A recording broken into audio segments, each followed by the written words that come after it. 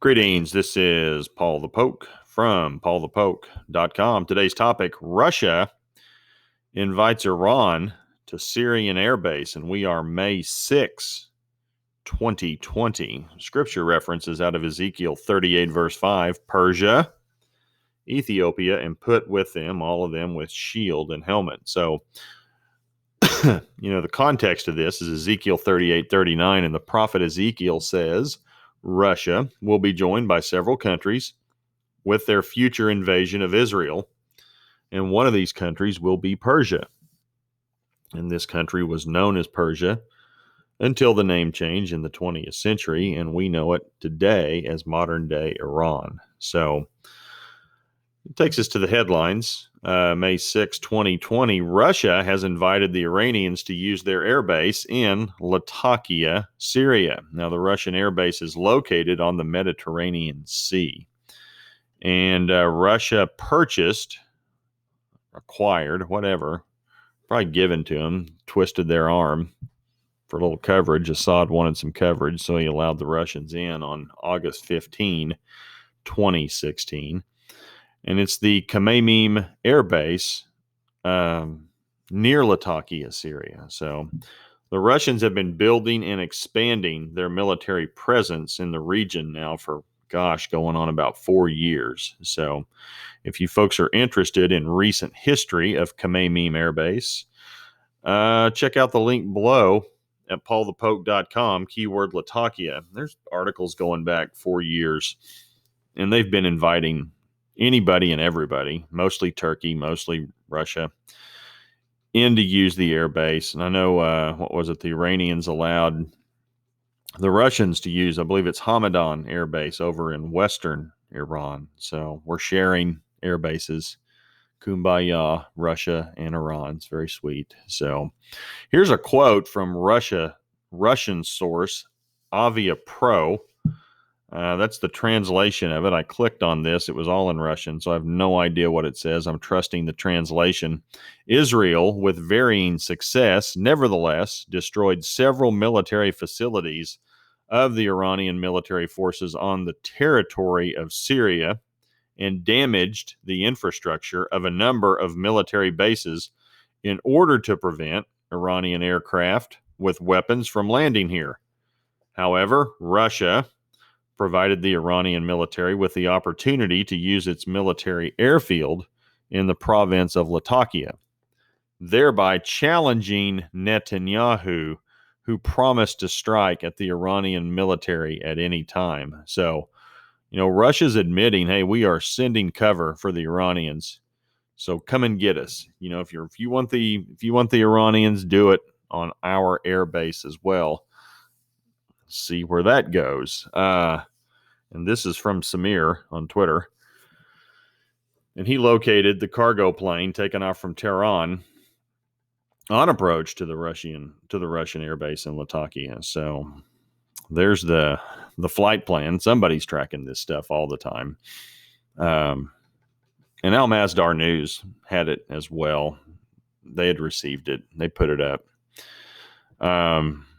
And I guess most of this is in response. Israel has recently stepped up its defense attacks on Iranian, or defense attacks towards Iranian and Hezbollah targets inside of Syria. And the perspective is that Israel is targeting Iranian missile capability throughout Syria. So wherever there's Iranian missile presence inside of Syria, Israel appears to be striking that. Now, I checked out the IDF forces, or the IDF Twitter account. It's quiet. So is the Israeli Air Force. They have nothing. They're reporting that nothing has happened, of course, and led to believe this is what's taken place. So if you want more details on this, check out jewishpress.com. Middle East, Syria, Russia grants Iran access to Syrian Khmeimim Air Base. This was actually published yesterday, 5/5/20.